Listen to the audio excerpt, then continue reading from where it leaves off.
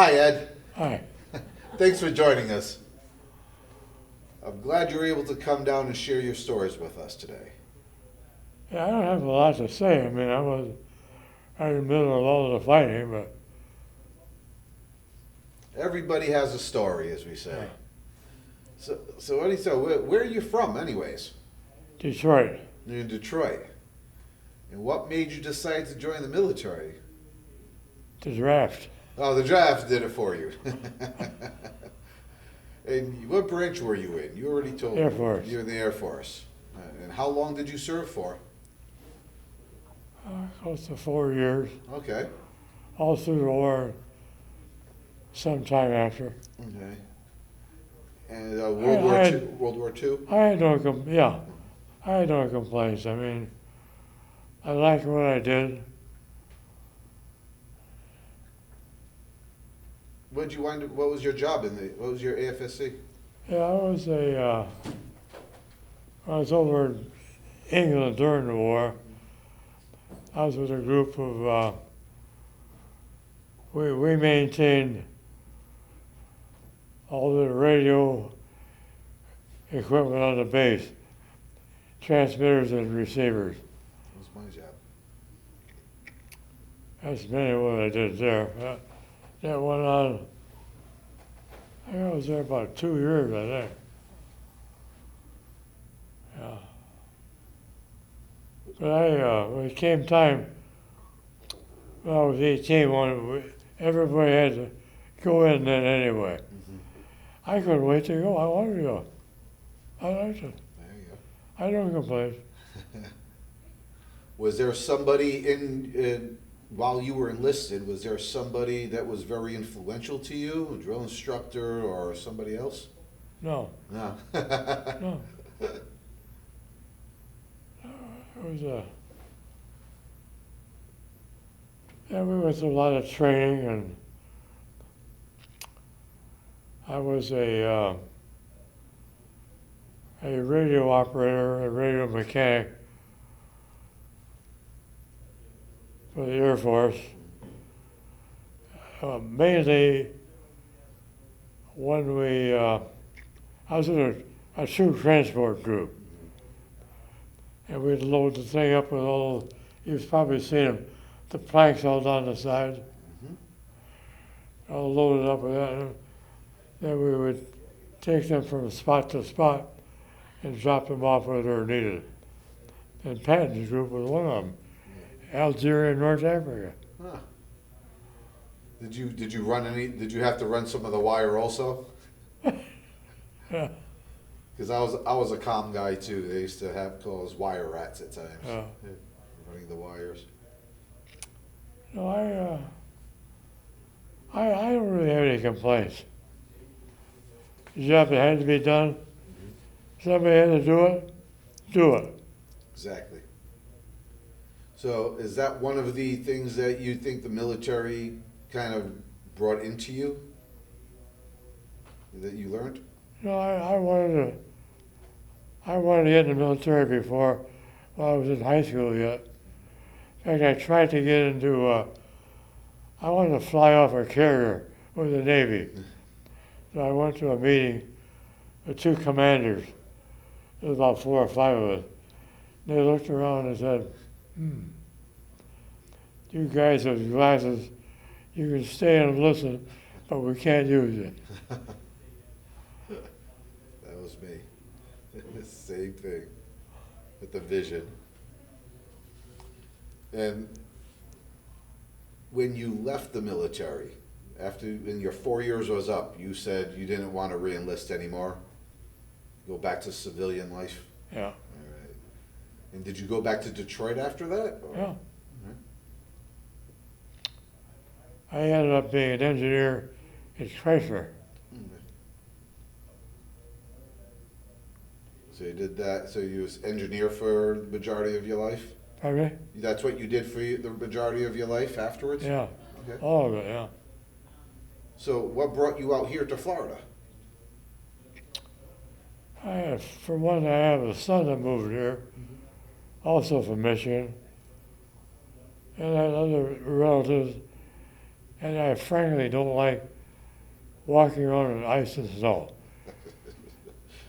It's hot down here, but Yeah, I can tolerate it. absolutely. We're from up north as well. No more snow. So, and when you came, so when did you come out here to Florida? Oh, it's been over 20 years ago. Oh, okay. Yeah. Big live here. And I bought a place on Village on the Green. You know it. I used to come down when I was working, come down for about 6 weeks, and back to work. Back and forth. How do you feel like the military helped shape you as a person? Oh, I don't really know. I don't think it's anything it did. I liked the military, and I was with a group of people that we worked with. We maintained an air base in Britain for electronic. And we liked it. I liked it. I stayed with it for a while till I got out. So I went to got an engineer with Chrysler. That's where it ended. But as far as my time in the service, I have no complaints. Very good. So, when is your birthday? April 22nd. It's, oh, so it already passed. Yeah, Okay. I'm 100 years old. Just turned 100. Yeah. Young pup. All right, and what would you say was probably the proudest moment of your service?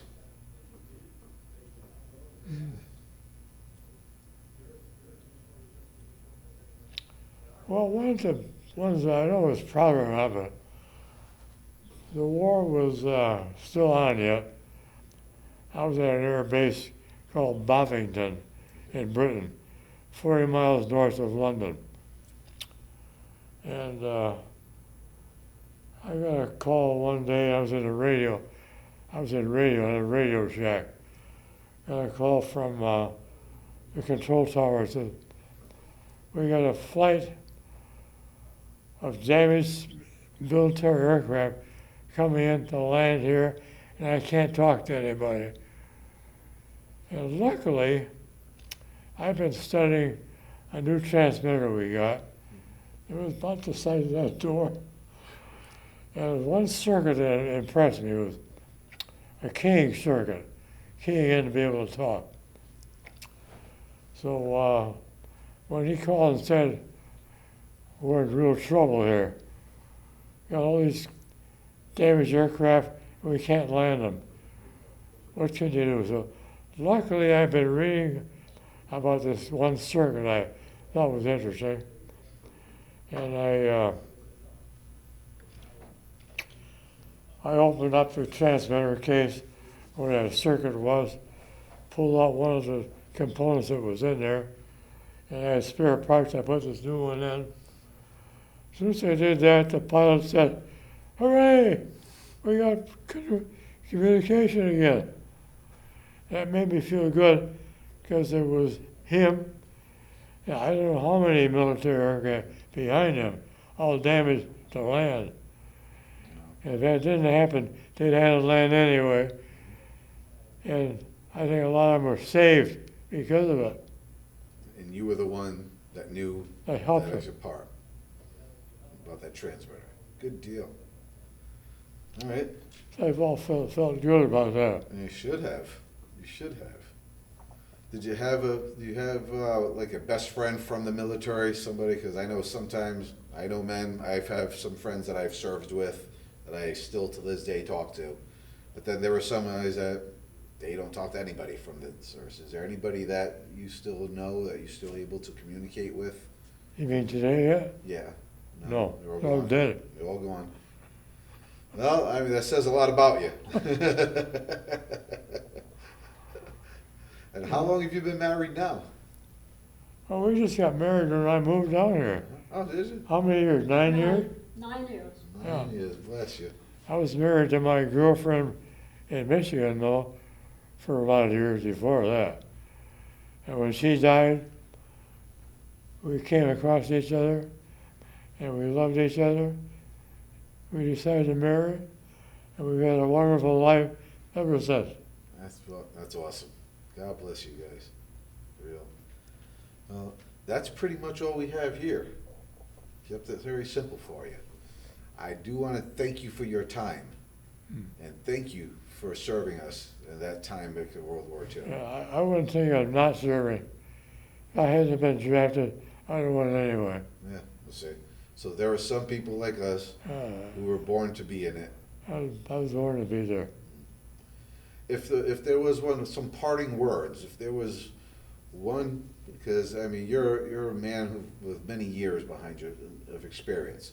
Is there any one piece of advice that you think you would like to just share with the younger generation, whether they're thinking about going to the military or anything of the sort like that? Mainly, you gotta be trained in what you do and do it well. And as far as serving in the military, if you get the chance to do it and you're needed, do it. Outstanding.